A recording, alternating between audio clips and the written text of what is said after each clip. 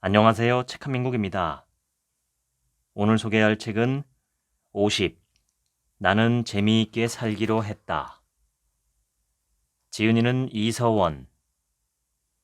연세대학교 사회복지학과를 졸업하고 동대학에서 석박사학위를 취득했다. 고려사이버대학교 사회복지학과 교수로 재직했고 현재 서강대학교 대학원 겸임교수로 학생들을 가르치고 있다. 30년 넘게 교수로 상담 전문가로 활동하며 모든 상처의 대물림은 가정에서 시작되고 한국의 부부와 부모, 자녀가 겪는 고통의 뿌리에 해소되지 못한 분노가 있음을 발견하고 한국분노관리연구소를 설립했으며 공공기관과 휴먼 서비스 기관에서 가족관계 향상 및 분노 조절을 주제로 집단 상담과 강의를 하고 있다. 남의 얼굴을 벗고 나의 얼굴을 찾아야 한다. 코를 높여도 될까요? 내가 진행하고 있는 라디오 프로그램에는 크고 작은 일로 고민하는 청취자의 사연이 들어온다. 어느 날, 코를 높여도 되겠느냐는 제목의 사연이 왔다. 나는 마음껏 높이라고 했다. 코를 높이고 내리고는 자기 마음이고 선택이기 때문이다. 그러면서 사연을 보낸 청취자에게 질문을 던졌다. 세상에 있는 동식물 가운데 자기 모습을 바꾸려는 것들이 있을까요? 세상이 아름답다고 말하는 기준에 맞춰 사는 것이 성형수술이라면 세상이 가치 있다고 말하는 기준에 맞춰 사는 것이 삶의 성형이다. 성형수술이 세상이 아름답다고 말하는 기준에 맞춰 신체 부위를 고치는 것이라면 삶을 성형하는 것은 세상이 가치 있다고 말하는 기준에 맞춰 사는 것이다. 몇 해 전, 이른의 노 신사가 불면증을 호소하며 상담실을 찾아왔다. 어린 시절부터 저는 부모님 말씀을 잘 들었습니다. 학생 때는 공부를 열심히 해야 한다고 해서 노력했고 이름난 대학에 들어갔지요. 그러고 나니 결혼하라 해서 선을 봐서 결혼했고 아이가 있어야 한다고 해서 자식들을 낳았습니다. 안정된 직장에서 돈을 벌어야 한다기에 최고 자리에 오를 때까지 일해서 돈을 벌 만큼 벌었습니다. 그런데 나에겐 왜 평생 설레는 일이 없었는지를 되묻고 있습니다. 20대부터 50년 동안 스스로 이렇게 계속 질문하고 있어요. 지금 내가 뭘 하고 있지? 자기 얼굴로 산 적이 없기에 늘 나는 지금 무얼 하고 있나 자문하고 살았으며 설레지도 않는 공허감과 우울에 잠을 이루지 못하고 있는 것이다. 선생님께 한 가지 숙제를 드리겠습니다. 이곳 서울에서 땅끝마을 해남까지 시내버스만 이용해서 다녀오시면 어떻겠습니까? 한 번에 쭉 가지 않으니 여러 버스를 타셔야 할 겁니다. 가다가 배고프면 아무데나 들어가 밥을 드시고 졸리면 아무데나 내려 근처 숙소에서 주무시며 다녀오십시오. 보름 뒤 노신사가 상기된 표정으로 상담실에 들어오더니 내 손을 덥석 잡으며 눈시울을 붉혔다. 내 생애 처음으로 설레는 여행을 했습니다. 남에게서 찾은 이유가 아니고 나만의 이유로 자유롭게 여행을 한 건 처음입니다. 한 달 뒤에 다시 상담실을 찾은 그는 더 놀라운 이야기를 들려줬다. 이번에는 부산까지 시내버스 여행을 다녀왔습니다. 자전거도 샀어요. 이제야 설레고 사는 맛이 납니다. 남의 이유로 살면 그건 내 삶이 아니라 남의 삶을 사는 것이다.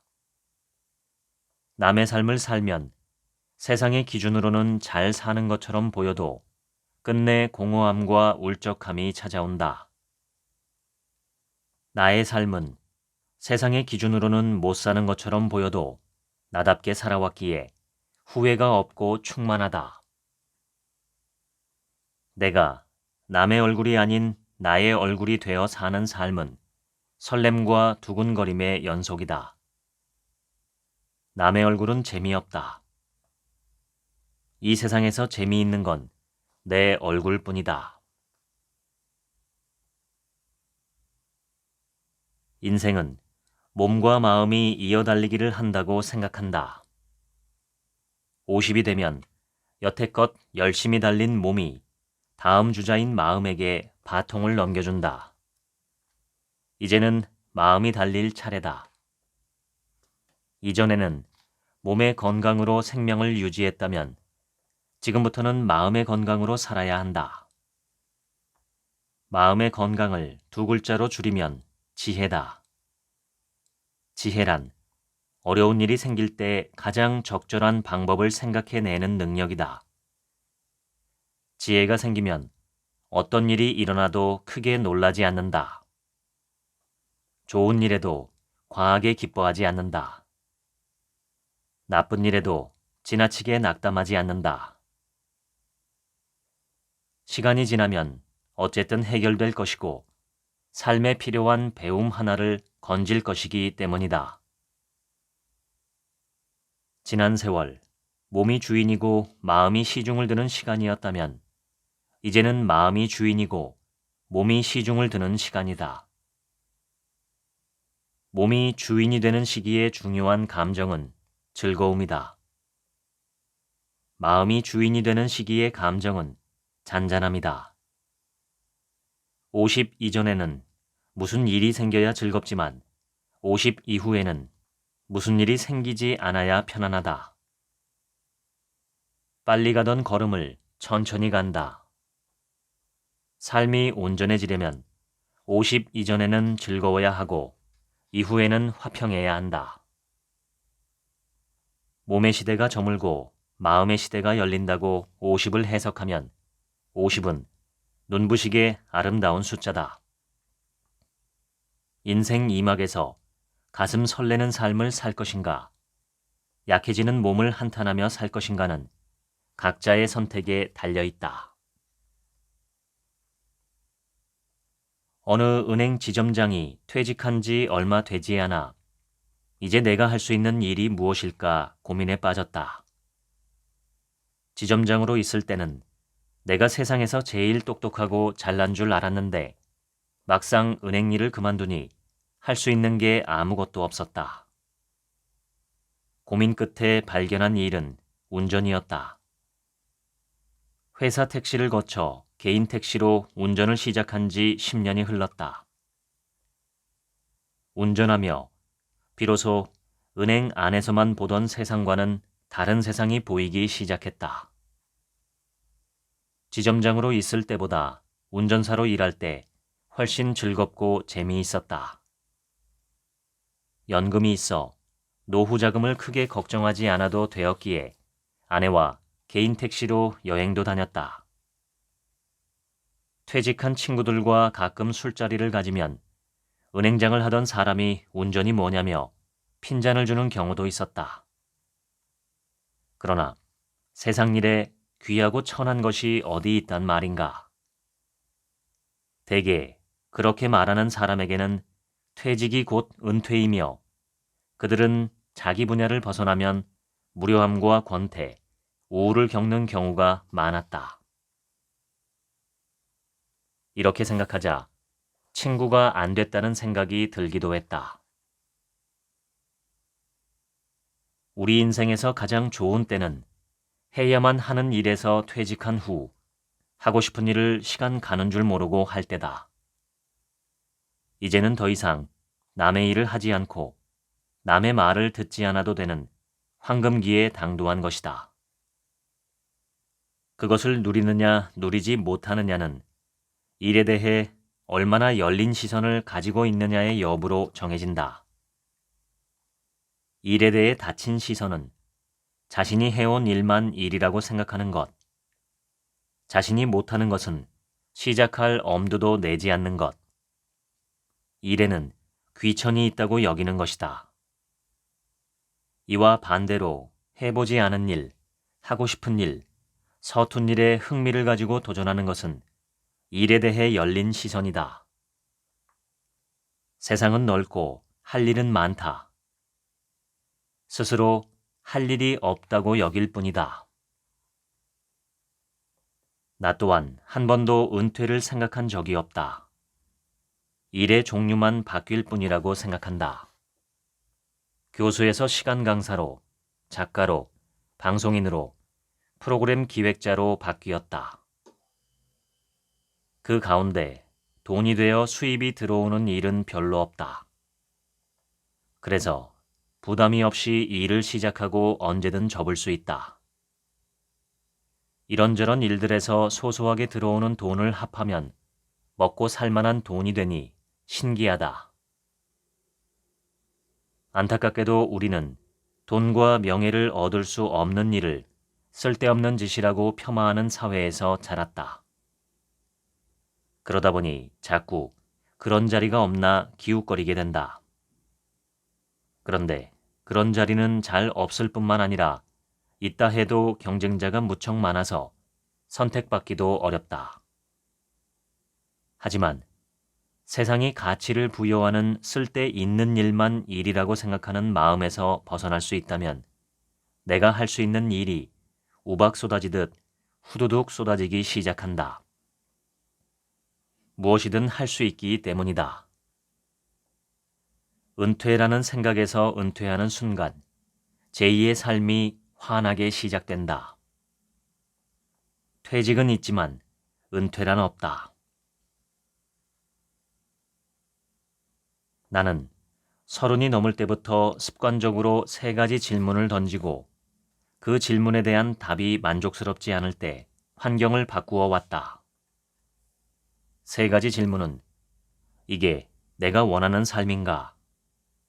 나는 지금 행복한가? 나는 지금 무엇을 하고 있는가? 라는 질문이었다. 쇼펜하우어는 이렇게 말했다. 모두가 필요로 하지만 누구도 필요하지 않은 사람이 가장 자유로운 사람이다. 그 말에 깊이 공감했다. 사람들이 나를 필요로 하지만 나는 사람들을 필요로 하지 않는 일은 혼자 일하는 프리랜서였다. 다른 사람을 필요로 하지 않으려면 스스로 나를 믿을 수 있는 실력이 있어야 했다. 내가 가장 많이 책을 읽고 사색하고 스스로를 들여다본 시간은 퇴준생 시절 5년이었다. 지금도 나는 경제적으로 불안정하고 모든 자영업자가 겪어야 하는 두려움을 안고 산다.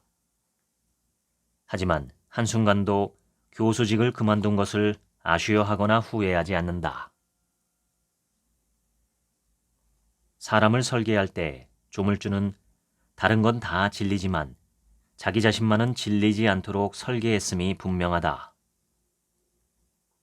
그렇지 않다면 내가 나를 만나는 것이 이렇게 즐거울 리가 없다. 대학에서 MT를 갔을 때 두꺼운 안경을 쓴 선배가 연애 기술을 점잖게 귀뜸했다. 마음에 드는 아이가 있으면 말이야, 이렇게 말해봐. 교수님이 너를 어떻게 이야기하는 줄 알아? 그러면 그 아이가 바싹 다가앉는단 말이지. 사람은 다 자기가 어떻게 보이는지, 자기가 누군지 궁금해하니까. 그럴 때 교수들 하는 이야기를 흘리다가 내 속마음을 슬쩍 얹어서 이야기하란 말이야. 지금 생각해도 선배는 그 나이에 어떻게 사람 마음을 그렇게 꿰뚫고 있었는지 놀라울 따름이다. 사람은 자기에게 가장 관심이 많아서 누가 자신에 대해 뭐라고 했다고 하면 귀가 번쩍하고 눈이 동그랗게 커진다. 그리고 바싹 다가앉는다. 상담하면서 가장 좋은 건 상담자라는 말이 있다. 해를 거듭할수록 그 말이 이해된다. 상담받으러 온 사람을 통해 그동안 외면했던 나를 만나고, 만나야만 했던 나를 만나고, 만나고 싶은 나를 만난다. 그리고 부드럽고 친절하게 더 나은 내가 되는 길로 안내한다. 내가 나를 만나기를 좋아한다면 그곳이 곧 상담실이며 내가 내담자이자 곧 상담자다. 나는 세상에서 나를 만나는 일이 제일 즐겁다. 관대함은 겉으로 드러난 말이나 행동이 아니라 사람을 대하는 태도로 판단할 수 있다. 자식에게 여유로워지려면 나에게 먼저 관대해야 한다. 자식에게 가장 좋은 부모와 좋지 않은 부모는 어떤 유형일까? 최악의 부모는 똑똑하고 부지런하고 성실한 부모일 수 있다. 부모가 똑똑하면 자식 역시 나처럼 똑똑하기를 바라기 때문이다. 아이가 똑똑하면 다행이지만 그렇지 못하면 부모에게 미움과 구박을 받을 가능성이 크다. 부모가 부지런하거나 성실하면 자식이 굼뜨거나 대충 하는 것을 넘기지 못한다. 아이에게 잔소리와 한심하다는 소리를 할 가능성이 크다. 사람은 자신이 잘하는 것을 남에게도 요구하는 경향이 있다. 그 결과 가장 가까이에 있는 사람이 피해자가 된다. 최악의 부모와 최고의 부모를 가르는 것은 똑똑하고 부지런하고 성실한 특성이 아니다. 자신의 미덕을 자식에게 요구하느냐 요구하지 않느냐에 있다. 요구하는 부모는 통제하는 부모이며 요구하지 않는 부모는 관대한 부모이다. 통제는 폭력의 주된 특징이고 관대는 비폭력의 주된 특징이다. 가족 상담이란 과목을 강의할 때 나는 학생들에게 과제나 시험을 실시하지 않고 학기 말 보고서에 자기가 문제를 내고 스스로 답을 쓰고 발표하게 한다. 문제는 자기 인생 최대의 고민. 답은 5줄로만 작성해야 한다. 가장 재미있는 보고서는 우리 가족은 왜 밥을 따로 먹을까라는 보고서였다. 우리 네 식구는 30년 동안 다 같이 모여 밥을 먹은 적이 별로 없다. 어쩌다 다 같이 밥을 먹으면 엄마는 모두 함께 밥을 먹으니 얼마나 기쁜지 몰라. 그러면 동생은 꼭 모여서 밥을 먹어야 하는 건 아니잖아. 왜 그런 말을 해? 라고 말하고 나는 이렇게 말한다. 밥을 같이 안 먹어도 사이는 좋잖아. 아빠는 침묵한다. 각자 생각이 달라서 그럴까? 학생이 보고서를 소리내어 읽는 내내 모두 유쾌하게 웃었다. 글은 짧았지만 글 속의 가족은 관대한 가족이었다. 누구도 밥 먹는 것으로 남을 통제하려는 시도를 하지 않고 있었다. 이 가정에서 엄마는 가장 관대한 사람이었을 것이다. 함께 밥 먹기를 좋아하면서도 남편과 아이들의 마음과 사정을 헤아려 같이 밥을 먹자고 통제하지 않았다는 건 대단한 관대함이다. 자식에게 관대한 부모와 자식을 통제하는 부모를 가르는 특성은 무엇일까? 그것은 자신에게 관대한지 통제적인지에 달렸다. 자신에게 너그러운 사람이 타인에게 관대하며 자신의 실수에 너털웃음을 지으며 웃어넘길 수 있는 사람이 타인에게 너그럽다. 자신과 타인을 통제하려는 사람은 노년에 외로워질 각오를 해야 한다. 가까운 사람이 고개를 절레절레 흔들며 떠날 것이기 때문이다. 반대로 나와 타인에게 관대한 사람은 노년 생활이 풍요로워질 것이라 예상해도 좋다. 주변에 외로움을 즐기는 사람을 만나기란 쉽지 않다. 내 속에 내가 단단하게 들어있는 사람이 많지 않아서다. 혼자 있으며 즐거운 사람을 딱 한 명 만났다. 외딴 섬 암자에서 10년 넘게 혼자 사는 스님이었다. 살아있는 것은 진돗개 한 마리가 전부였고 찾아오는 사람은 없었다. 그러나 스님 얼굴에서 외로움을 찾을 수 없었다. 오히려 금방 잔치를 다녀온 사람처럼 싱글벙글 웃고 있었다. 새벽 예불을 보고 진돗개와 바닷가를 산책하고 참선하고 저녁 일찍 잠자리에 드는 일상이 10년 넘도록 이어지고 있었다. 스님은 하루하루가 즐겁고 사는 게 행복하다고 했다. 나는 외로움을 새롭게 이해했다. 혼자 있을 수 있다면 외로움은 더 이상 문제가 되지 않는다. 혼자 있을 수 없는 이들에게 외로움은 괴로운 문제가 된다. 스님이 혼자 있을 수 있는 이유는 혼자 있는 것이 즐겁기 때문이다. 무엇이 혼자 있는 것을 즐겁게 할까? 자기를 좋아하고 자기에 대해 궁금해하면 된다. 자기 자신은 평생 그 속을 들여다보아도 질리지 않는 유일한 존재다. 나에 대해서는 수많은 질문과 답이 가능하다. 나는 무엇을 좋아하는가 라는 질문만 놓고 보더라도 정말 많은 답이 떠오른다. 50이 넘어 인생의 오후쯤 되면 좋은 사람을 만나고 싶어진다. 여기서 좋은 사람이란 공허하지 않은 사람이다. 스스로 자신이 누구인지 알고 무엇을 원하는지를 알기에 외로움을 즐긴다. 자기 속이 단단한 호두처럼 야무진 사람이다. 혼자 있어도 외로워하지 않고 같이 있어도 어색해하지 않는다. 내가 외로움에 의연할 때 혼자여도 좋고 둘일 때도 좋은 사람일 수 있다. 관계를 잘한다는 것은 다른 사람과 잘 지낸다는 의미가 아니라 내 속에 나와 내가 사이좋게 지낸다는 의미다. 관계의 으뜸은 나와 나의 관계다. 10년째 나에게 집단 상담을 받고 있던 햇빛님이 들뜬 목소리로 전화를 걸어왔다. 그는 어린 시절 부모의 폭력을 견디다 못해 가출했고 온갖 일을 다 하면서도 가난을 벗어나지 못했다.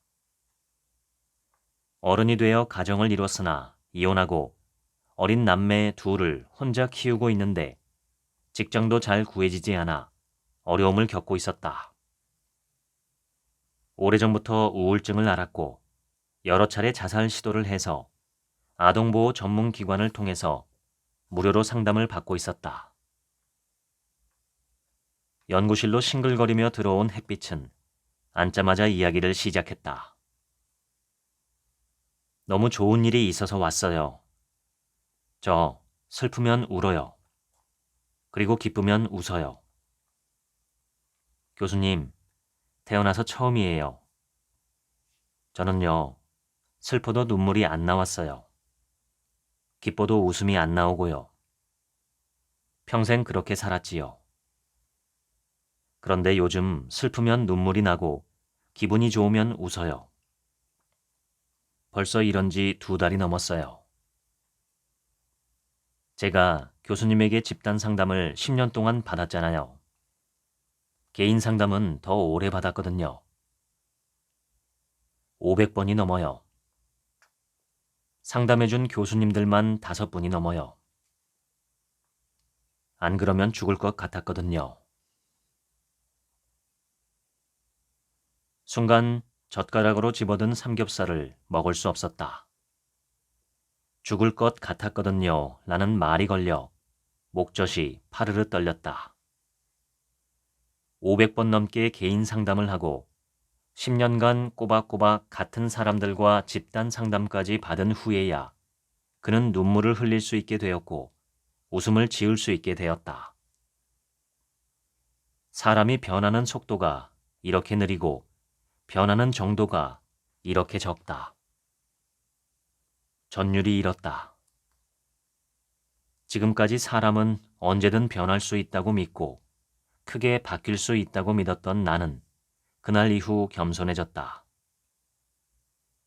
이제는 사람의 변화에 대한 기대가 눈에 띄게 낮아졌으며 작은 변화에도 크게 감탄하며 상담에 임한다. 언제든 처형될 수 있는 환경에 놓여 있던 아우슈비츠 포로 수용소 포로들에게 가장 먼저 사라진 것은 감정이었다. 나치가 포로를 대하는 방식에 불만을 품고 화를 내면 총살을 당하거나 가스실로 갈 수 있기에 감정은 생존에 방해가 되었다.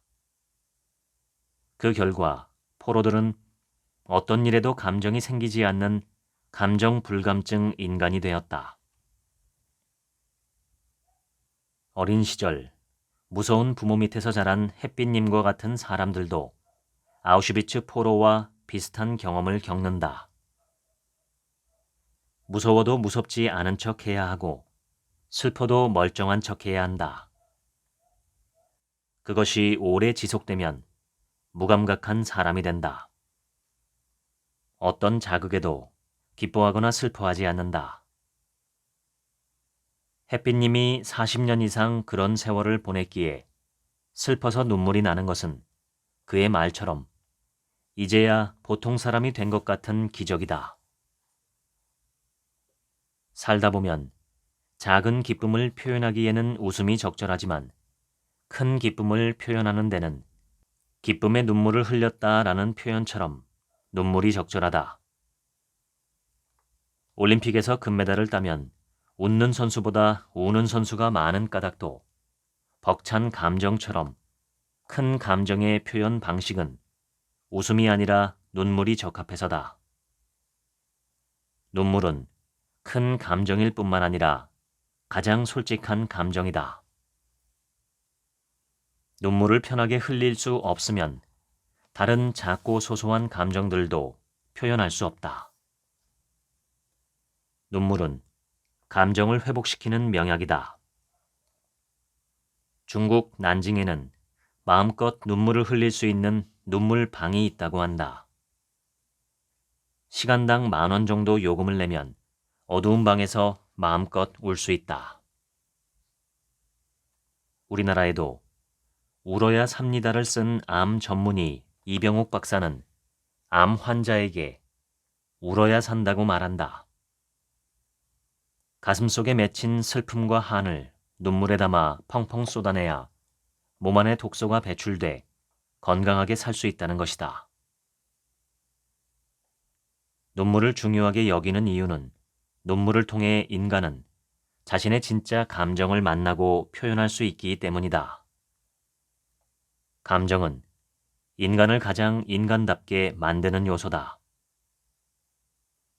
눈물로 감정을 살릴 때 감정도 우리 몸과 마음을 살려낸다.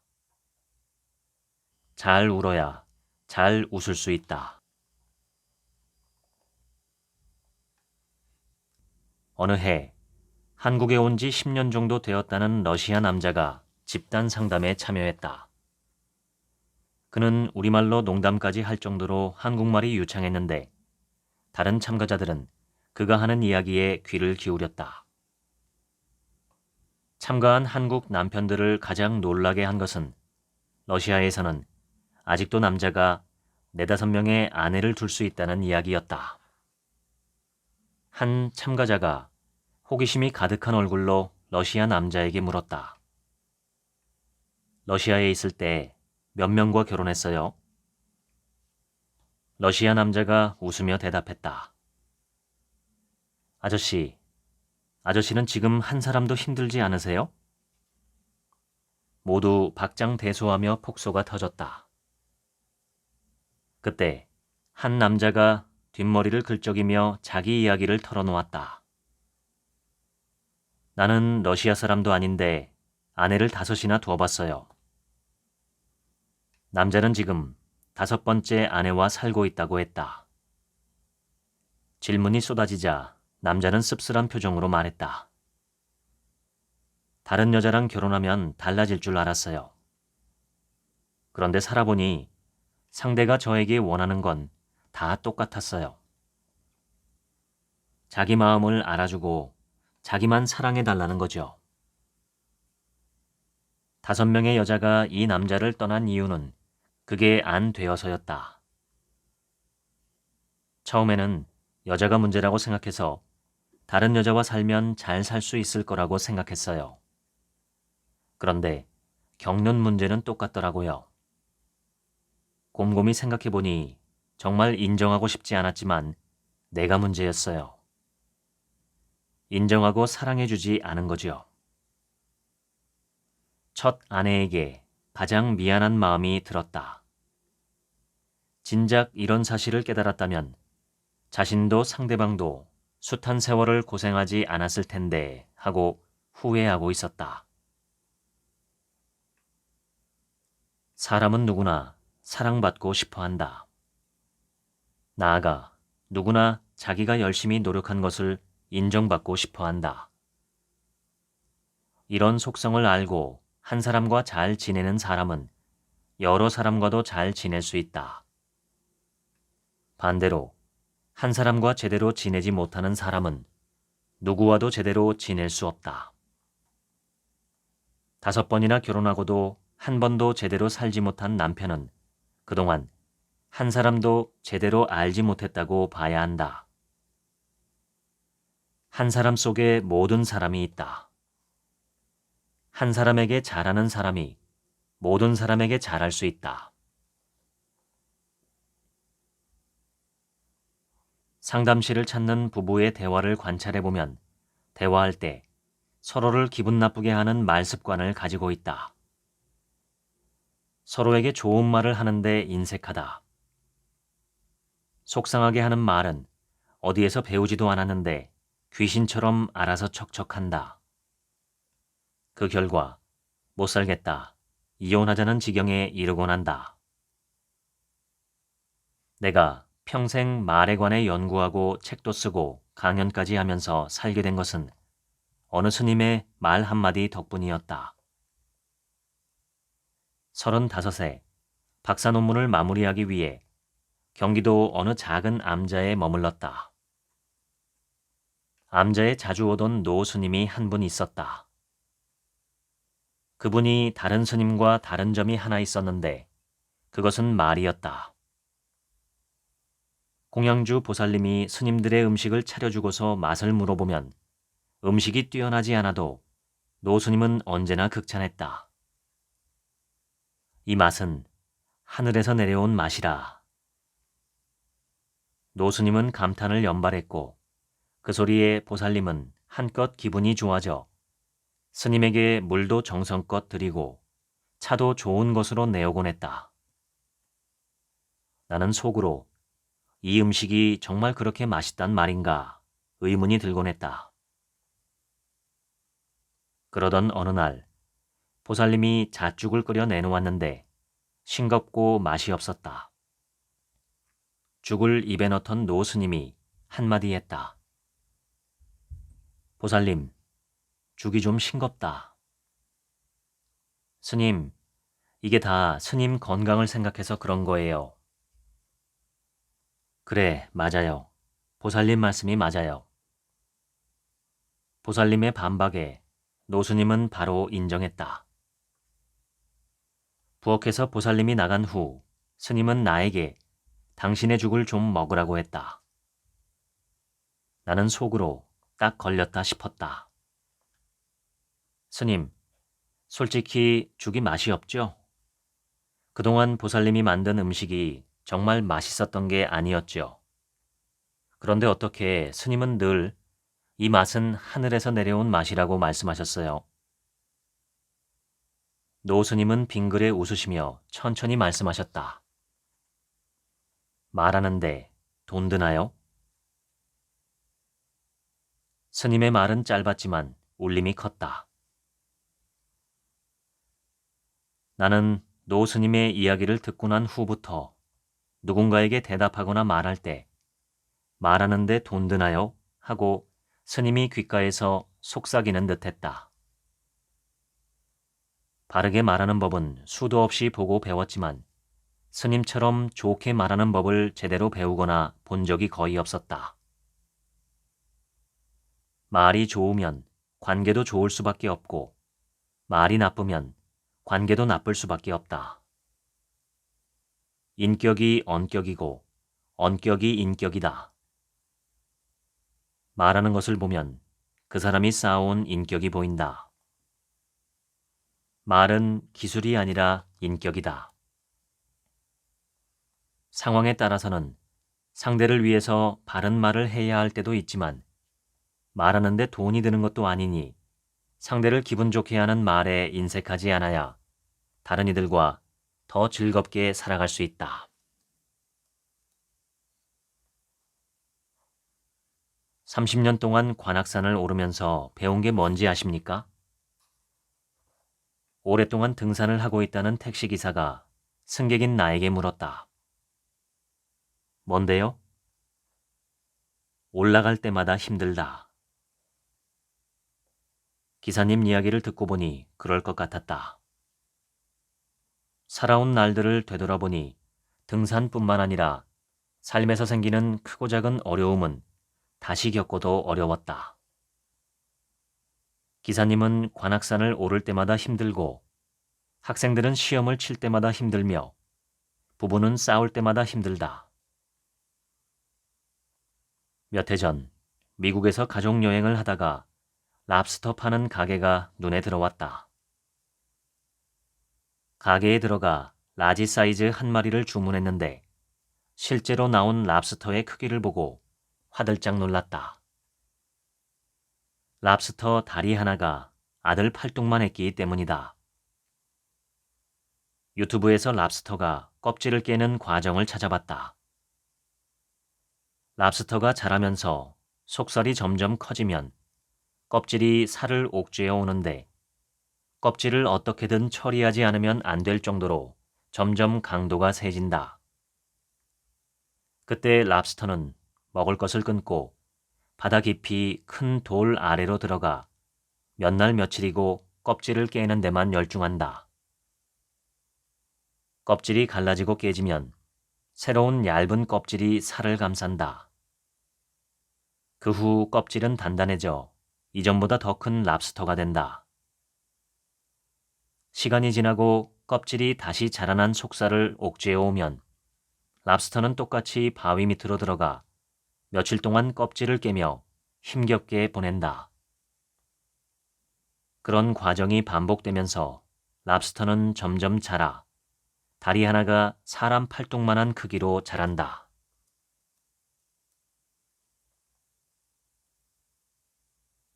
세상 사람들이 쓸모없다고 생각하는 모임은 그걸 해서 돈이 되냐 밥이 나오냐는 소리가 나오는 모임이다. 이에 비해 내가 쓸모있다고 생각하는 모임은 돈도 밥도 나오지 않지만 사람들 마음에 살이 되고 피가 된다. 그런 모임을 만들고 나면 나는 내가 쓸모있는 사람이란 생각이 든다. 여러 해에 걸쳐 이런저런 모임을 만드는 나에게 아내가 물었다. 당신은 왜 돈도 안 되는 모임을 계속 만들어요? 시민 상처 치유 모임인 붕대 클럽을 만들 때까지는 좋은 일을 하려나 보다 했다. 그런데 얼마 지나지 않아서 듣지도 보지도 못한 우주의 덕을 쌓고 지구에서 복을 받는다며 우주은행을 만들고 너무 질문을 하지 않는 사회에 질문과 답변만으로 이루어진 대학을 만든다며 물어봐 유를 만들고 그것도 모자라 감정을 요리한다고 감정 식당까지 만들자 혀를 끌끌 차며 우리 남편은 도대체 무얼 하는 사람인가 회의가 들었다고 했다. 어떤 모임이든 사람들을 모아야 하니 여간 신경이 쓰이는 일이 아니다. 모임을 유지하는 데 드는 비용과 시간, 에너지도 만만치 않다. 참가자들에게 받는 비용은 장소 대여료나 다과비로 다 나가니 남는 돈이라고는 없다. 아내가 보기에 내가 하는 일은 충동적이고 쓸모도 없을 뿐 아니라 현실적으로 이득이 없다. 그럼에도 내가 모임을 만드는 이유는 두 가지다. 현실적으로 이득이 없어도 덜 힘들게 사는데 도움이 되기 때문이다. 다음으로 무엇으로도 환산할 수 없는 재미를 느껴서다. 모임을 만들 때마다 각 모임마다 서로 다른 재미가 생긴다. 이렇게 만든 모임 가운데 어느새 10년을 넘긴 붕대 클럽은 내가 애정을 가장 많이 쏟은 모임이다. 마음의 상처를 눈에 보이지 않는 붕대로 감아주는 모임인데 모임 이름은 일본의 만화 영화 붕대 클럽에서 따왔다. 예를 들면 남보다 못한 형제를 주제로 할 때는 자꾸만 사업 자금이며 돈 달라고 손 벌리는 형제를 둔 붕대 클럽 회원이 고충을 털어놓는다. 그러면 참석한 회원들이 자기 인생 경험을 돌이켜보며 좋은 해법을 제안한다. 실제로 이 주제로 붕대 클럽이 열렸을 때는 은행 지점장인 회원이 소개한 자신만의 원칙이 베스트로 채택되었다. 돈을 빌려달라는 사람에게 이런 원칙을 세우고 실천해 왔습니다. 가족 형제들에게는 500만 원, 중마고우 죽고 못 사는 친구에게는 300만 원, 사회에서 만나 외면하기 힘든 지인에게는 100만 원으로 빌려주는 금액의 상한선을 정했습니다. 이 액수를 빌려주되 조건은 갚지 않아도 되며 평생 딱 한 번이라는 것입니다. 이것보다 돈을 더 빌려달라는 사람이 아직 없었고 돈을 되돌려 받은 적도 없었다고 한다. 그러나 누구와도 관계가 틀어지거나 소원해지지 않았다. 나는 붕대 클럽을 10년 이상 진행하며 사람들의 선한 마음에 대해 깊은 믿음을 가지게 되었다. 사람들에게 부족한 것은 기회이지 선한 마음이 아니었다. 피상적으로 보면 세상은 각박하고 모진 사람만 있다. 하지만 선의를 가지고 모임을 만들면 수많은 사람들이 기꺼이 봉사하고 동참한다. 모임을 만들 때마다 내가 세우는 원칙이 두 가지 있다. 하나는 나를 포함해서 2명이면 한다이고 다른 하나는 내일이라도 문을 닫을 수 있다이다. 주위에서 모임이 오래가지 못하는 이유를 살펴보았더니 두 가지였다. 하나는 더 크고 화려하게 만들려는 욕심, 또 하나는 초심을 잃고 모임으로 이득을 보려는 사심 때문이었다. 반대로 오래가는 모임은 소박한 것에 만족하고 초심을 잃지 않았다. 나는 좋은 뜻으로 모임을 만든 이상 평생 유지하고 싶었다. 그러려면 모든 모임에서 욕심과 사심을 버려야 했다. 사람들은 귀신처럼 마음을 꿰뚫어 보았다. 우주은행이 6년을 지속했던 것도, 감정식당이 6년째 순조롭게 이어지고 있는 것도 두 원칙을 잊지 않았기 때문이다. 대중들에게 엄청난 인기를 끌던 강사가 몇 해 지나지 않아 인기가 시들해지고 잊히는 모습을 보면서 이유가 궁금했다. 대중은 좋아하다가도 금방 실증을 내는 사람들인가 싶었다. 그래서 어쩌다 신문이나 텔레비전에 출연해달라는 요청이 오면 핑계를 대며 거절했다. 잊히는 존재만큼 서글픈 존재가 없다는 생각이 들었기 때문이다. 무엇보다 그런 자리를 피한 것은 재미있게 강의할 자신이 없었기 때문이다. 사람들은 너나 할 것 없이 재미있는 강의를 원하는 것 같았다.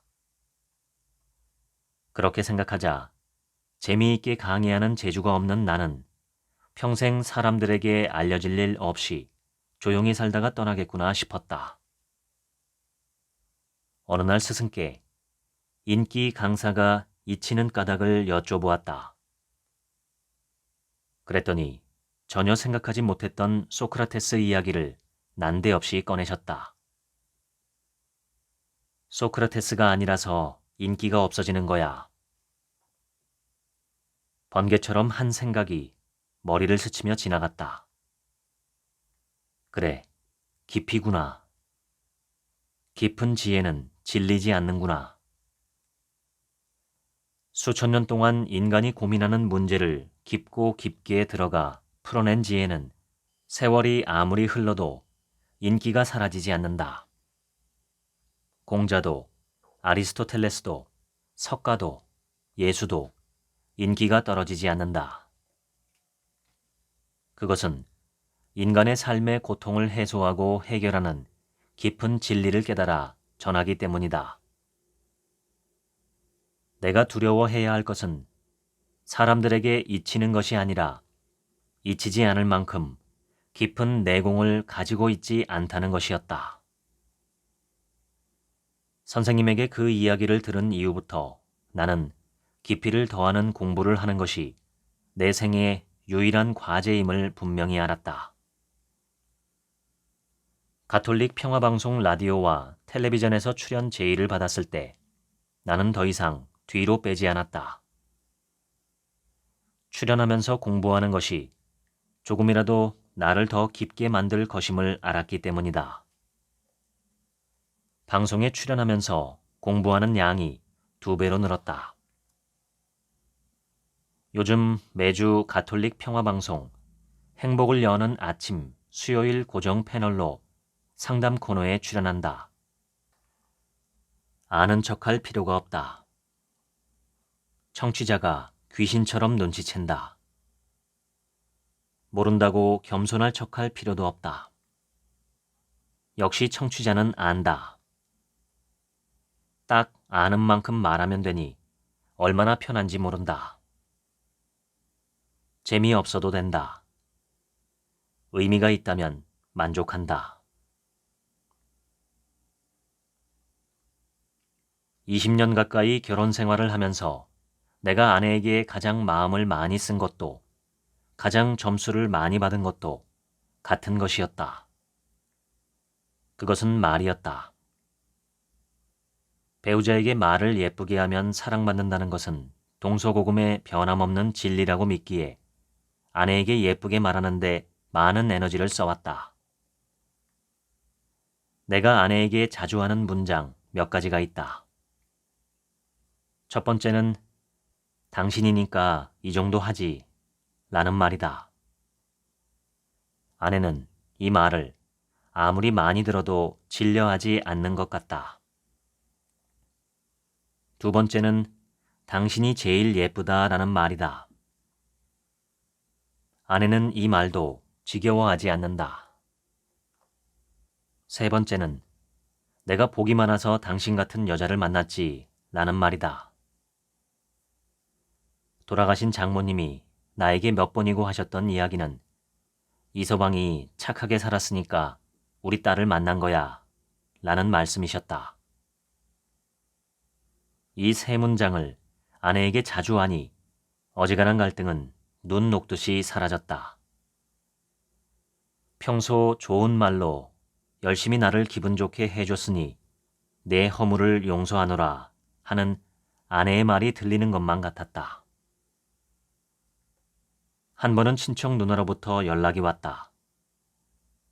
남편이 다 잘하는데 가끔 말을 가슴 아프게 할 때가 있다며 내가 아내에게 말을 잘하니 우리 남편도 너처럼 말 예쁘게 하라고 상담해 줄 수는 없겠냐는 것이었다. 이 사실을 아내에게 자랑했다. 여보, 내가 말을 예쁘게 잘하긴 하지. 내가 친척 누님께 먼저 전화할까? 왜? 다 잘하는데 말만 못하는 남편과 다 못하는데 말만 잘하는 남편을 바꾸실래요? 라고 물어보려고. 나는 얼굴이 빨개져서 물었다. 바꿀 거야? 아내는 배시시 웃으며 말했다. 아니, 난 그래도 말 잘하는 당신이 더 좋아. 보름간 캐나다로 여행을 갔다가 백인들만 사는 어느 부촌, 멋진 저택에 살고 있는 교민 회장님 댁에 며칠 머물렀다. 사모님과 대화를 나눴는데 뜻하지 않게 최고의 가르침을 얻었다. 저는 내일만 바라보고 살았어요. 그러다 보니 여기 사는 40년간 하루도 걱정과 불안이 없이 지낸 적이 없었는데 캐나다 사람들은 저랑 달라요. 여기 사람들은 오늘만 바라보고 살아요. 그래서 이전보다 특별히 좋은 집에 살거나 많은 돈을 벌지 않죠. 처음엔 한심하다고 생각했어요. 저희 부부가 단돈 50만 원만 가지고 캐나다에 처음 왔을 때 살던 동네에 좋은 부부는 여전히 그 동네에서 평범하게 살죠. 그런데 지금은 누가 한심한지 잘 모르겠어요. 왜요? 존은 그때나 지금이나 싱글벙글 웃거든요. 자기 집이 없어도 동네 사람들과 와인을 마시며 오늘을 즐기고 주말이면 요트를 빌려 햇살을 마음껏 누리죠. 40년 동안 매일 웃으며 살아요. 저는 그 동네를 떠나 지금은 남부럽지 않게 살지요. 수영장이 딸린 이 넓은 집에서 살고 아이들도 영국 명문대로 진학하고 남편은 레스토랑을 2개나 운영하는 부자지요. 그런데 40년간 늘 근심을 달고 살아 얼굴에 주름이 가득하죠. 하루도 마음껏 웃은 날이 없었어요. 내일만 바라보고 살았으니까요. 요즘 문득 울적해요. 난 뭘 하고 살아왔나 싶어서요. 교민 사이에서 출세한 집으로 손꼽히는 교민 회장 사모님의 이야기는 나에게 한 번도 생각하지 못한 새로운 시선을 가지게 했다. 서울로 돌아오는 비행기 안에서 나에게 약속했다. 죽을 때 후회하는 삶을 살지 말자. 내일만 보지 말고 오늘만 보면서 살자. 재미있게 산다는 것은 다른 사람의 욕구를 무시하고 나만 쾌락을 느끼며 사는 것이 아니다. 누구에게도 해를 입히지 않는 것을 전제로 그 위에서 무엇에도 통제받지 않고 내 마음 가는 대로 사는 것이다. 나의 생각과 행동에 내가 흔쾌해지는 일상을 사는 것이다. 죽음을 준비하는 가장 좋은 방법은 미련이 남지 않고 후회가 남지 않는 하루를 사는 것이다. 몇 달간 유명한 선생님에게 명리학을 배웠다. 상담의 명리학을 배워 접목하면 나만의 개성 있는 상담을 할 수 있을 것 같은 얄팍한 생각에 시간을 냈다. 결과는 참패였다. 한자로 가득한 내용을 복습하지 않았더니 무슨 말인지 알아듣지 못하는 시간이 쌓여 결국 배우기를 포기했다. 명리는 제대로 배우지 못했지만 분명히 깨달은 삶의 이치 2가지가 있었다. 첫 번째는 별 차이가 없다는 가르침이었다.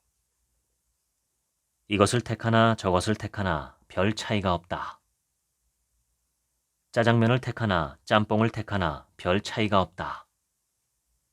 그런데도 우리는 죽느냐 사느냐 문제처럼 심각하게 짜장면을 먹을까 짬뽕을 먹을까를 고민한다. 결혼할까 말까, 공부를 계속할까 그만둘까, 작고 사소한 선택에서부터 배우자 선택, 진로 선택처럼 큰 선택에 이르기까지 우리는 고민한다. 그런데 명리학 선생님은 무엇을 선택해도 비율로 말하면 6대 4, 심하게 말하면 51대 49의 차이밖에 나지 않는다고 한다. 결혼해서 못 사는 사람은 혼자 살았어도 못 살았을 거다. 진학해서 공부를 잘하는 사람은 취직해서 일을 했어도 잘했을 거다.